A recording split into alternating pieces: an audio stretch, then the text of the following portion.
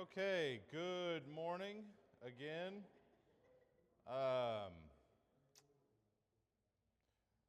going to go ahead and get started. See if this will work.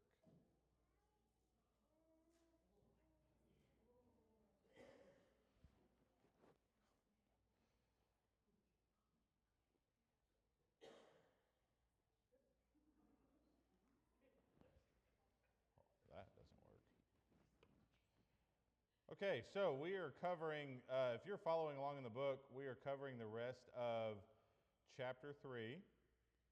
And it's going to be fun. We're going to have a good time.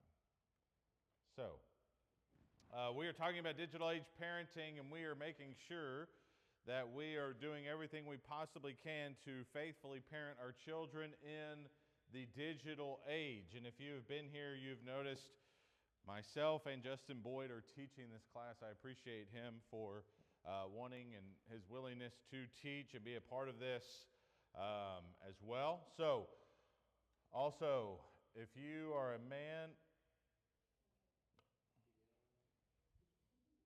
in this congregation and your email is in our directory, I sent out an email this past Friday just making a general call to all men who would be willing to either learn how to teach a class, or maybe you have taught a class before and you would like to get called back up to do it again. Please email me back, or if you would like to preach a devotional on Wednesday nights, please let me know. I'm compiling a list because we are about to have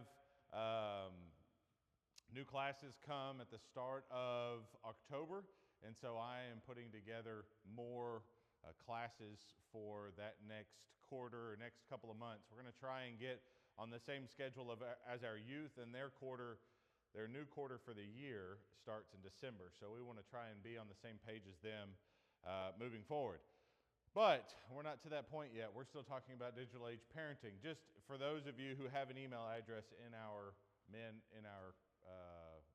directory, be looking for that email and message me back. Feel free, if you're like, I don't want to, message me that back. That would be great. So, all right, so we're talking about digital age parenting, and we're talking how to parent our children faithfully in this day and age. Okay, now, we have talked about a lot of things, creating missions for our family, making sure we understand the goal, making sure we understand all these things. And as Justin started to get into last week, some of the dangers that we can find on the interwebs, okay? Lots of different things. I guess very minute would be them finding the cheat codes to all the different games that they play, as Brother Steve was alluding to earlier. Okay? We're talking about the major dangers that are happening, and not only for them, but who else do we have to watch out for? Me, myself, and I, okay? Because we don't want to be involved with that either. There was a fascinating, I don't know if any of you were able to go to Connect Conference or even get to listen to some of the Connect Conference lessons. There's a man by the name of Willie Franklin. Anybody ever heard Willie Franklin speak before? He often goes by Uncle Chocolate, and he is a large man. I mean that in the sense of ex-football player large man. And he had 3 lessons on the idea of walking the walk and talking the talk.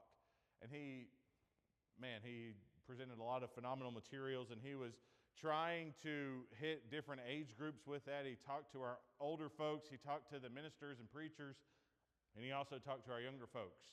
And one of the things that he was talking about that really stuck out to me, that is not a word. Is that a word? I don't know. Stuck out to me. Stuck out to me. Wow. Stood out. Okay. There we go. Woo. So one of the things that did that to me is he talked about how we have become Christians, and a lot of it, I got even more convicted with it last week when I was studying through Asa. As Christians, we let things filter back into our lives that we didn't have in our lives when we became Christians, right? We became Christians, we set out on a course to be different, and then all of a sudden we got older and more mature in our Christianity, and we started letting those things back in. And he's like, why are you doing that? Why do we want to have that happen in our lives? And so it was a fascinating point that he made, very small, I guess, in his overall presentation, but something that we need to talk about too as we are striving to be those influences for our young people. What we allow in our lives, we're telling our children what they can allow in their lives when they grow up as well. And so we want to make sure we are monitoring ourselves as we're also helping monitor our children and what they're putting in front of themselves as well. So as we start this lesson, I want us to read a very, very good passage for us to just always have in our minds, Philippians 4, 8 through 9.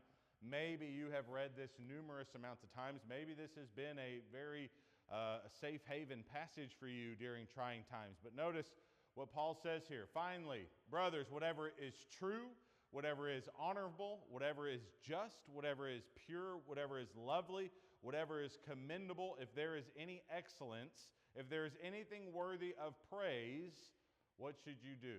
Think about these things. Okay, so whatever is true, number one, there's a cool list, if y'all noticed, right? Whatever is true, whatever is honorable, 2, whatever is just, 3, whatever is pure, 4, whatever is lovely, 5, whatever is commendable, 6, 7, if there's anything excellence, and if there is anything worthy of praise, 8. Think about these things. Isn't that cool? That would be 8 great lessons for a guy to teach in a Bible class. Okay, so just think about those things. But those are things that we should be thinking about and dwelling upon. Things that are lovely, right? Things that are pure, things that are true, things that are honorable.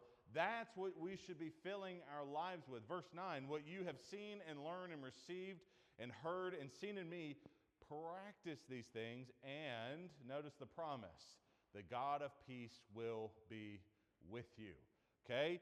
So we want to dwell on those wonderful things that he talked about, but not only do we want to think about them, we also want to act on those things. We want to actually be doing those things. And notice, when we do those things, what's that promise he just told us? Who will be with us? The God of peace. That may have been too easy of a question, sorry. So, raise your hand if you would like the God of peace to be with you every single day you go into this world. Yes, everybody raises their hand. Awesome. I want the God of peace to be with me, especially in the world that we live in, and not only the physical world, but also the digital world. I want the God of peace to be with me. Do we want the God of peace to be with our children too? Absolutely, right? And so it brings me to this question.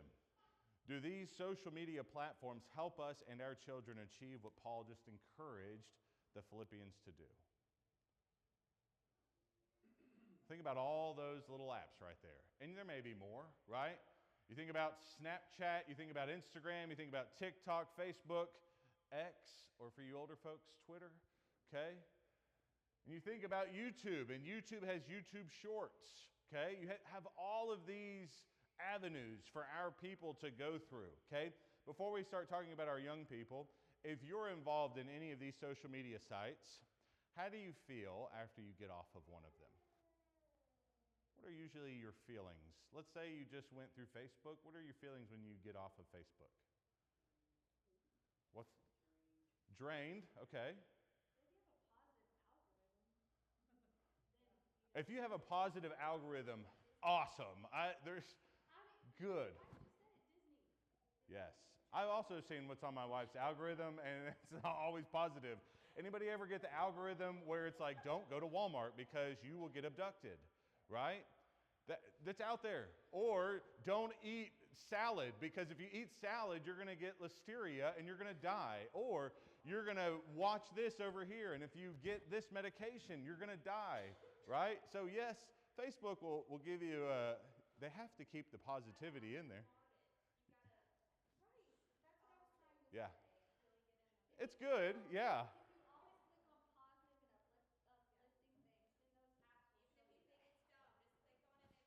Yes. After Bible class, I want to check y'all's algorithms and just make sure y'all are getting all positivity. Yeah. Yes. As someone that develops algorithms on a daily basis, it doesn't matter. They will always start forcing stuff in there no matter what you do. Yeah. I do it all the time. Yeah. You can click like on all the Bible verses, but guess what? All of a sudden, the evil terror thing's going to pop up and you're going to be like, I'm going to chase that thread for just a tiny bit, right?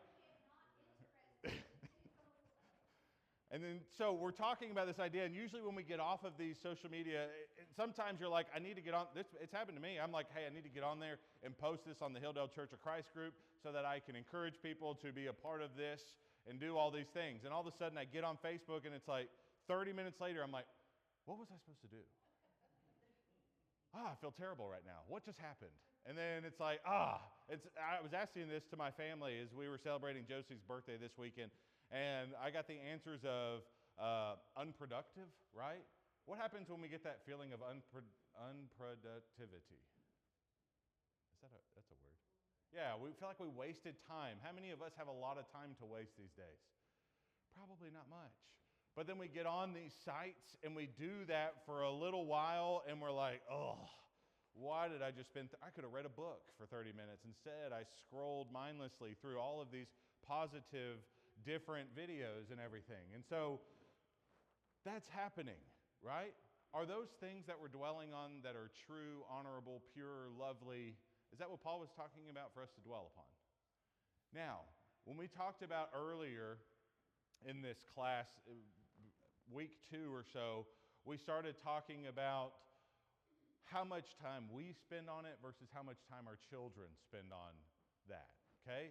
And most of the time, I don't know what your time says, but I would assume an adult is probably spending about 3 hours a day, 2 to 3 hours a day, perusing through social media platforms, okay? But then our children, or teenagers specifically, are more like to be on their devices about 9 hours a day, okay?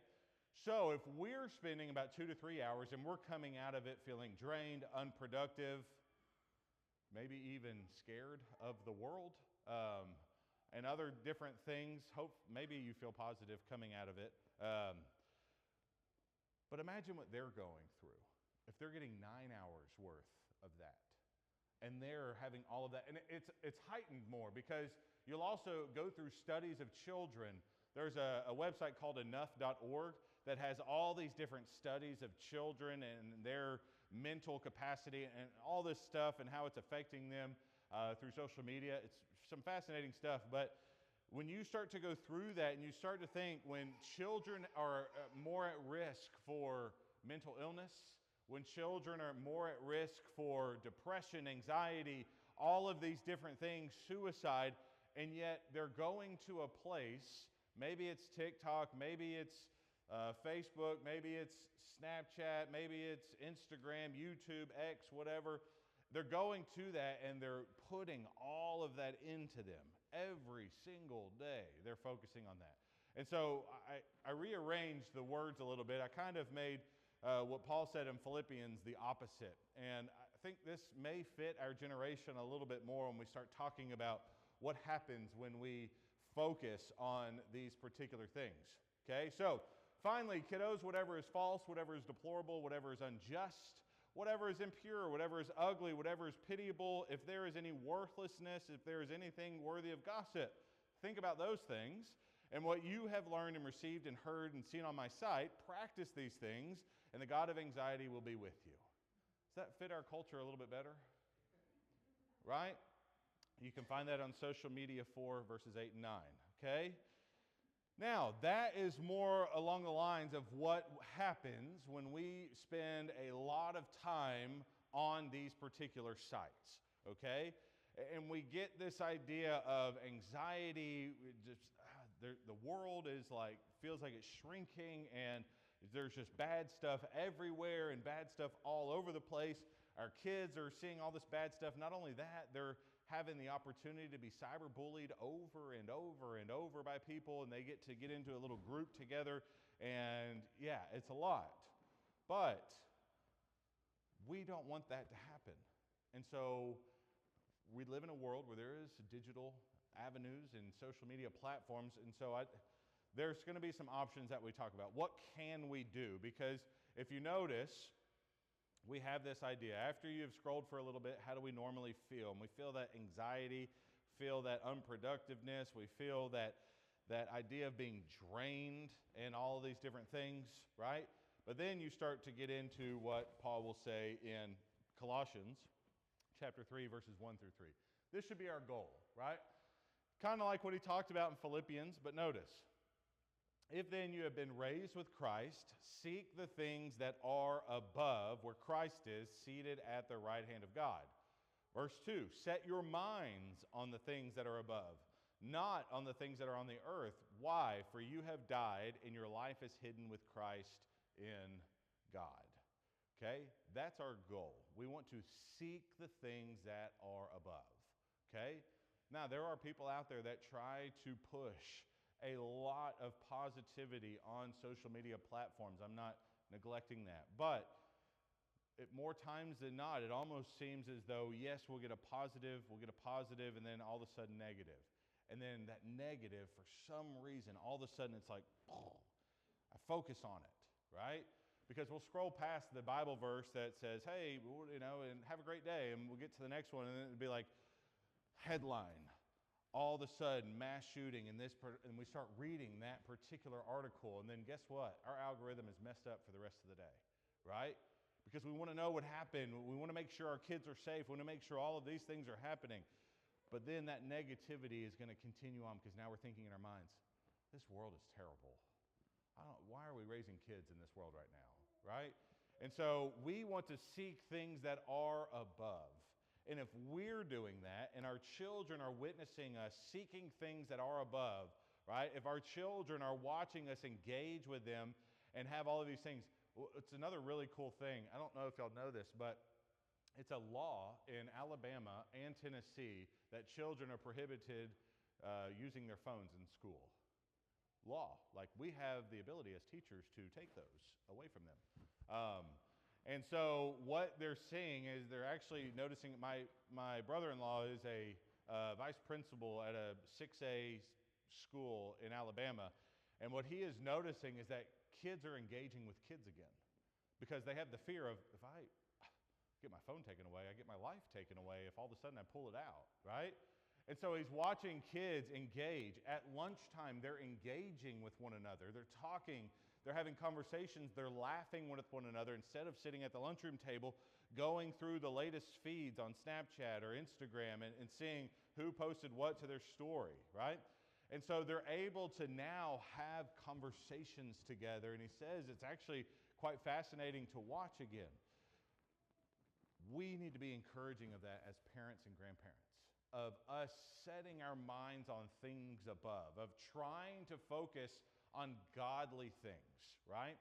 Of looking at godly things, of trying to make sure that, hey, look, we're going to spend time reading the Bible. We're going to spend time engaging in spiritual activities. Maybe it's coming to more services. Maybe it's being a part of more things. Maybe it's guys teaching a Bible class or preaching a devotional, right?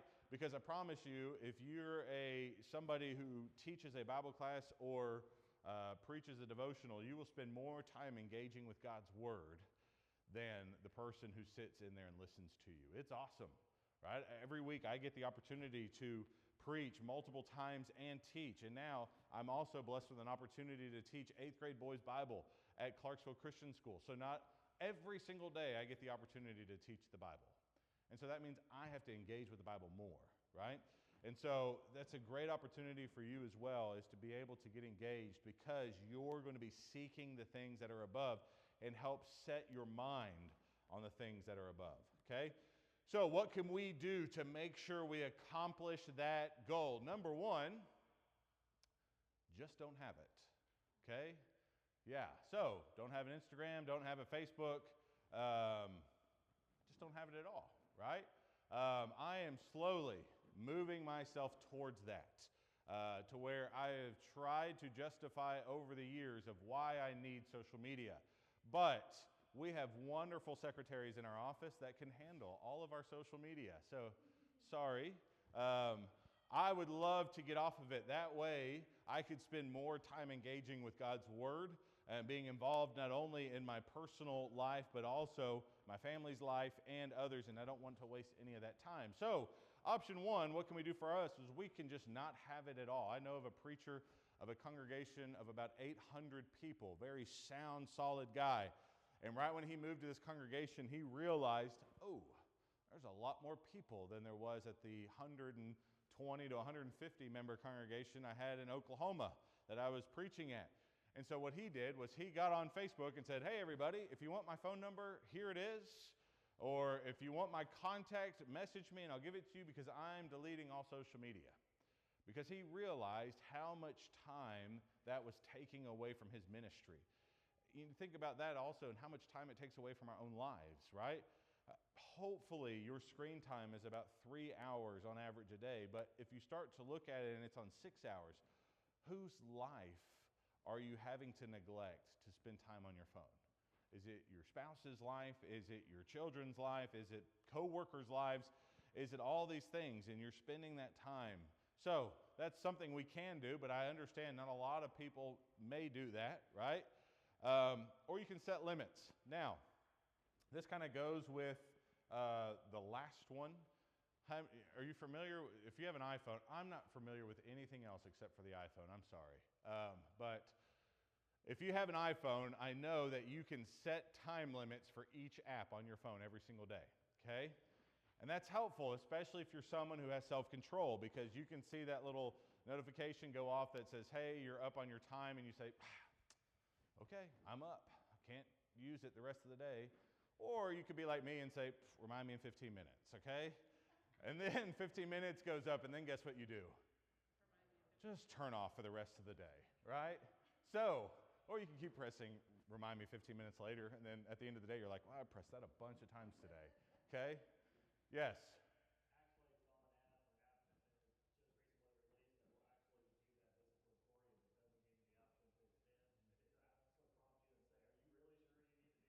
Yeah.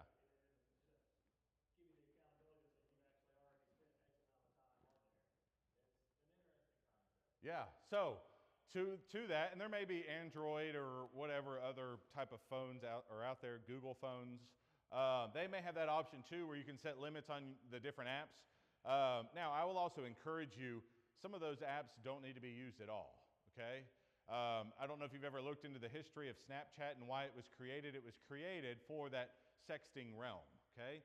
Not a good app, even for our children to have. I know they can connect with their friends on it and do all that, but it is not a good app.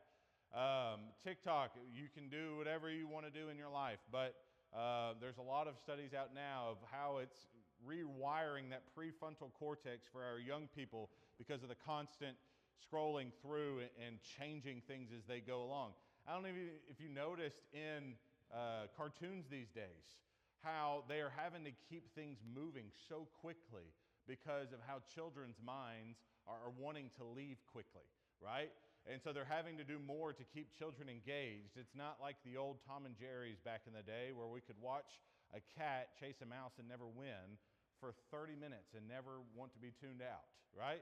But now we have to watch kids and their shows now, unless Bluey's awesome, okay? But they watch these shows and it's like constant flashes and changes. But the idea is to keep them engaged the entire time. And so, yeah. Now, for us, and we'll talk about what we can do for our kids in just a second. But another thing you can do, kind of like what John's talking about, but there's an actual physical, it's called a brick. I don't know if anybody has ever heard of it before. I have a brick, and what a brick is, it's this magnet that you can stick on your fridge or anything that accepts magnets, I guess. And what you do, it's a QR code, but it doesn't look like one. You go up, you tap your phone, and it'll shut your phone down from all things that you do not want to get on for that entire day. So when you leave the house, and let's say your brick is on your refrigerator, you cannot unbrick your phone unless you are physically at that device again, or little magnet thing, okay? So let's say you break your phone and you go off to work for the day. You will not be able to access on your phone, at least, any of the things that you have locked out your phone from accessing. It's a pretty cool device, okay?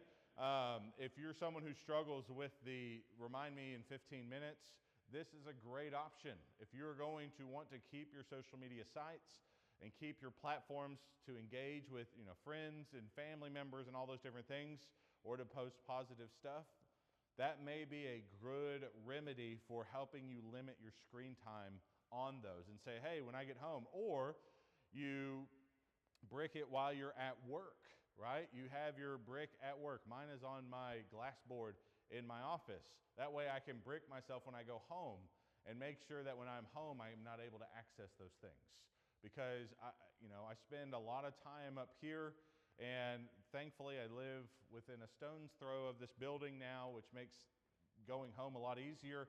But I don't want my time spent at home me scrolling and my kids seeing that. I want my kids seeing me setting my mind and my heart on things above. Okay? So those are some wonderful options. Now, if our kids have devices, maybe we're talking about teenagers and up here, or tweenagers, okay? What can we do for them, right? There are multiple different things. Number one, if you probably want to know about this, John Murray may be more of a help to this than me. I'm just going to try and regurgitate some information that I read on the internet, okay?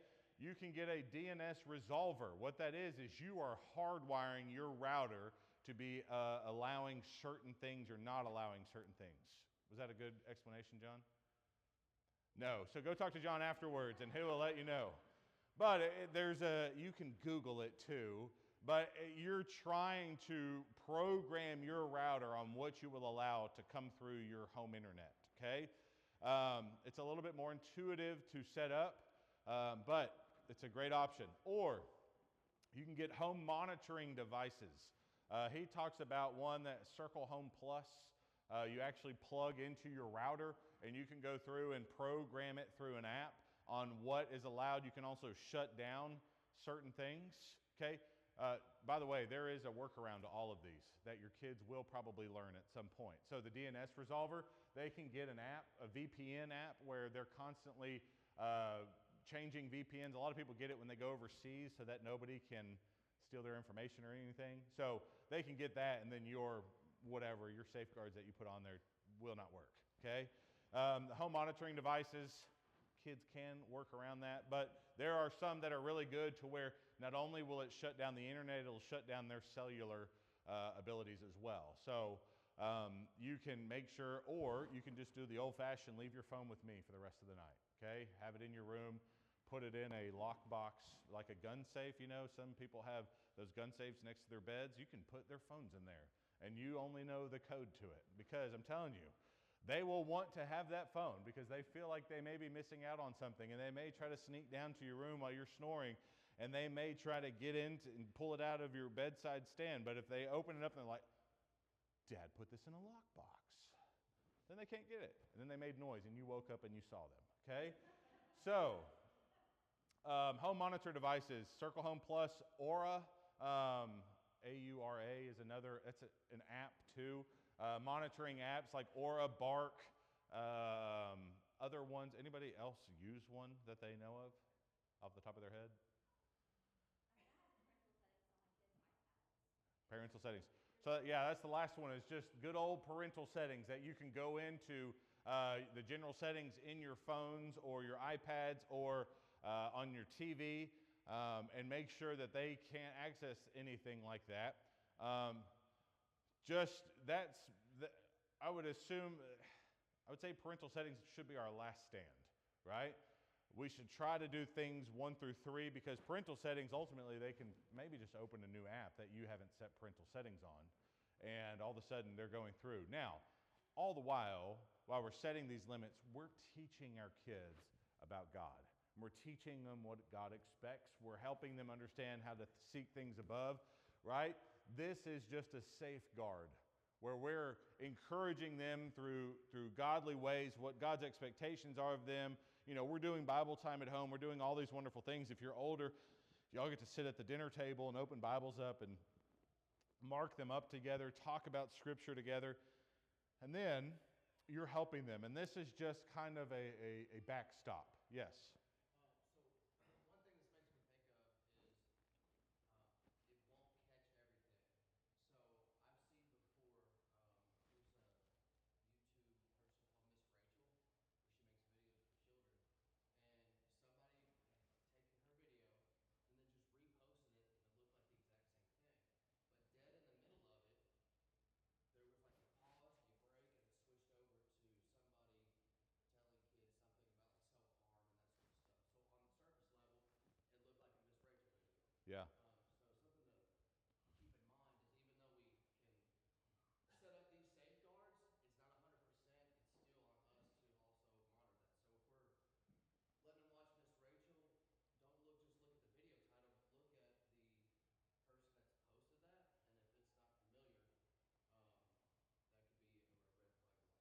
Mr. John, your hand was up first.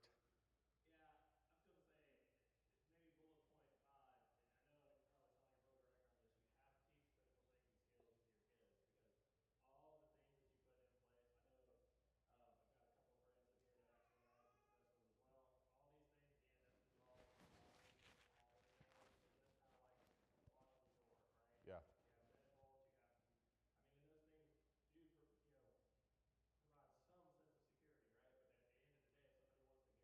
They're going to be, continuing the process of Yeah. trying to get in. All these things are, great.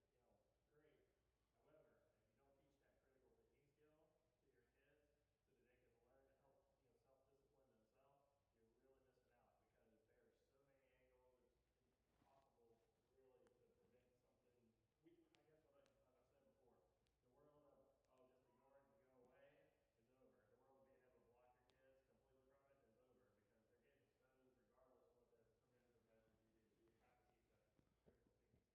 Yeah, and specifically, and I know John is alluding to this, godly critical thinking skills, because if we just teach them critical thinking, then they'll blow through 1 through 4 pretty quick and know how to get through everything. And then they go to school on Monday and they're like, okay, here's the workaround. Do you have this at home? Bark. Okay, your family's, here's the, it's all the cheat codes to the games, but now they're trying to find cheat codes to all the different settings you put on your kids' phones and apps.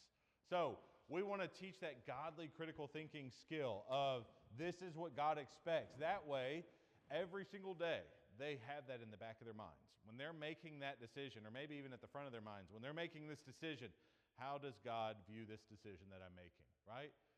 But we are the examples of that.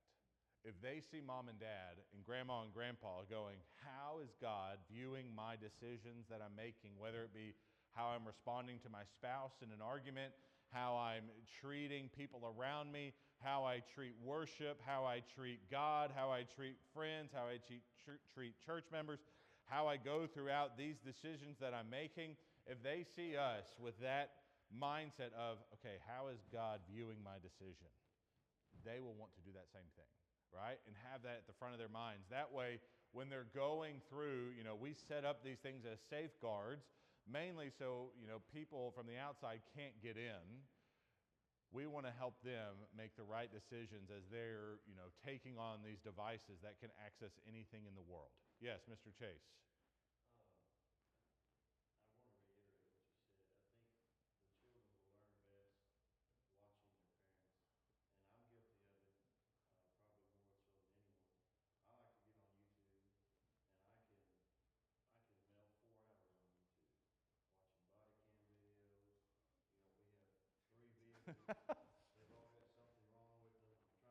We have 3 vehicles. They've all got something wrong with them. I'm trying to figure out how to fix this, and then I've looked around, and it's 10:30 at night. Yeah. My sons have seen me sit in this chair for 2 or 3 hours and not spend time with them, not crack open the Bible, not clean a shotgun or whatever.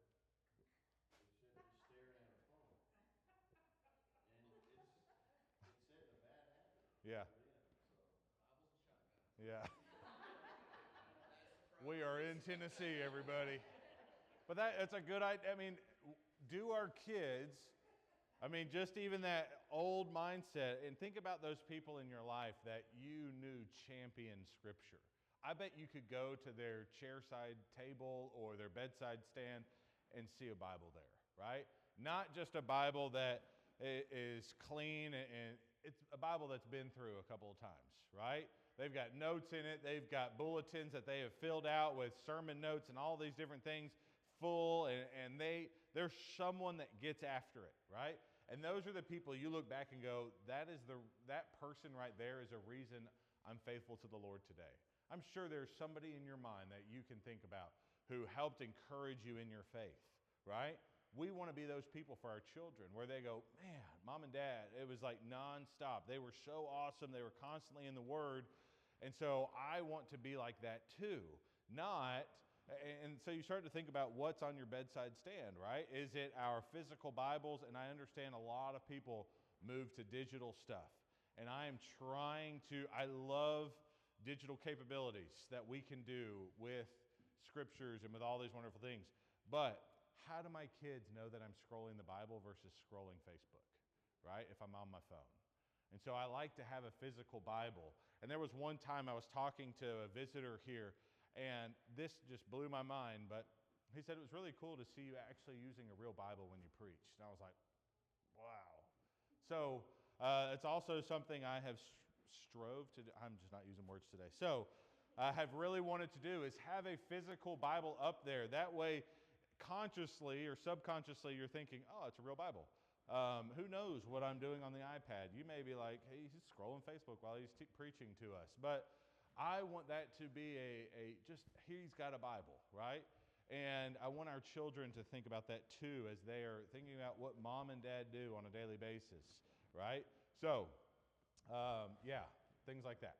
So we want to be accountable. Accountability means being responsible for our actions, decisions, and commitments, and being willing to explain or answer for them to others. Now, we ultimately are accountable to God, and we'll talk about some of this next week as we'll reiterate all this, and you'll see all of that. And before we go any further, we only have 3 minutes left. So let's just, we could end a little early if y'all are okay with that, and y'all can fellowship more. And I want to remind everybody tonight to come back for our involvement night, as we are going to be having a get-to-know-you scavenger hunt. Yes, I love scavenger hunts. Our kids will also be involved with our scavenger hunt. So if you have teenagers, please bring them, because they are going to be the little helpers for our little folks who can't read, okay? They're going to be doing scavenger hunts together, and there will be prizes for everybody. Who wins. Sorry, there's not a participation prize, except that you got to be involved.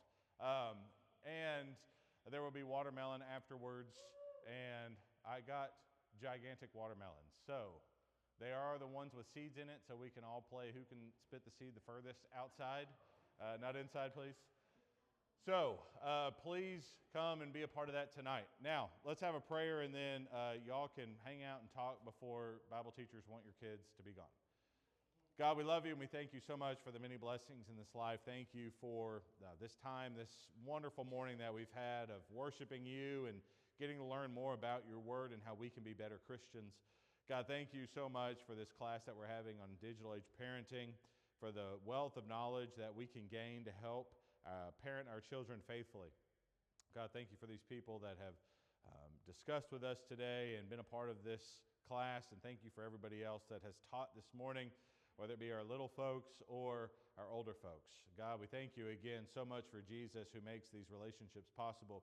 It's in his name we pray. Amen.